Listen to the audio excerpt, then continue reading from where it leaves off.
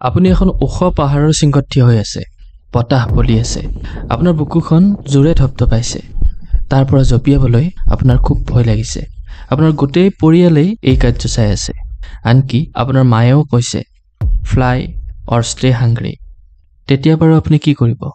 আজিৰ ভিডিঅ'ত আমি আলোচনা কৰিম ক্লাছ 10ৰ চেপ্টাৰ 3ত থকা 2 ষ্টৰিজ এবাউট ফ্লাইঙৰ প্ৰথমটো ষ্টৰি হিজ ফাৰ্ষ্ট ফ্লাইট। উৰিবলৈ ভয় কৰা এটা বেবী চিগলে কেনেকৈনো শেষত উৰিব পৰা হ'ল তাৰ বিষয়ে এই কাহিনীটোত কোৱা হৈছে। ভিডিঅ'টো শেষলৈকে চাব।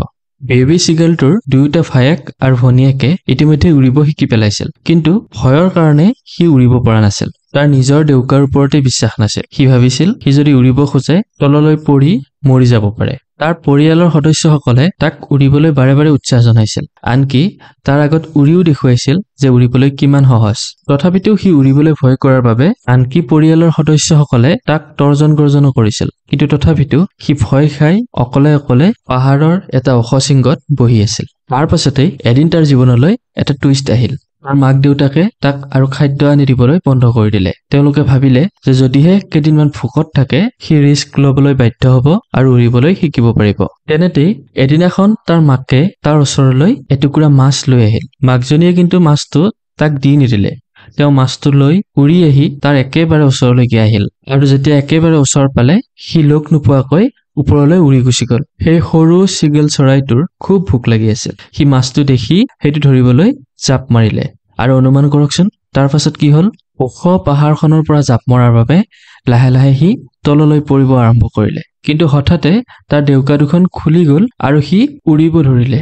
সেইদিনা সি প্ৰথমবাৰৰ বাবে উৰিব পাৰিলে। কেই মুহূৰ্তমানৰ কাৰণে তাৰ খুব ভয় লাগিল, কিন্তু তাৰ পাছতেই সি নিজকে ফ্ৰী, হেপ্পী আৰু পাৱাৰফুল ফিল কৰিলে। সি তাৰ পৰিয়ালৰ ওচৰলৈকে গ'ল আৰু আটাইয়ে মিলি একেলগে উৰিব ধৰিলে। পৰিয়ালৰ বাকী সদস্যসকল তাক লৈ গৌৰৱান্বিত হ'ল, আৰু অৱশেষত সি কনফিডেণ্ট হ'ল যে সিও উৰিব পাৰে। Morrell of the story. এই ষ্টৰিটোৱে আমাক এটা খুব পাৱাৰফুল মেছেজ দিয়ে। কেতিয়াবা আমি কিমান সক্ষম বা আমি কিমান কৰিব পাৰোঁ সেয়া বুজিবলৈ আমাক এটা সৰু পুষ্যৰ দৰকাৰ হয়, যিটো আমাৰ জীৱনত লগ পোৱা কোনোবা মানুহে দিয়ে।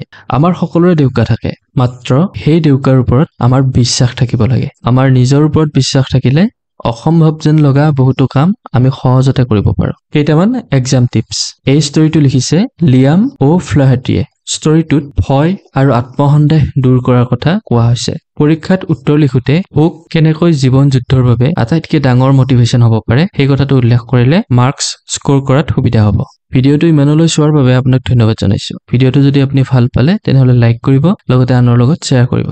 আপোনাৰ কিবা ক'বলগীয়া থাকিলে আমাক কমেণ্ট কৰি জনাব। আপুনি যদি চেনেলটো ছাবস্ক্ৰাইব কৰা নাই তেনেহ'লে ছাবস্ক্ৰাইব কৰি ল'ব, লগতে বেল আইকন প্ৰেছ কৰিব। ডেছক্ৰিপশ্যনত আমাৰ আগৰ পাঠবোৰৰ লিংক দিয়া আছে। তাত গৈ আপোনাৰ প্ৰয়োজনীয় ভিডিঅ'বোৰ চাব বুলি আশা কৰিছোঁ। ইয়াৰ পাছৰ ভিডিঅ'ত পুনৰ লগ পাম। ধন্যবাদ।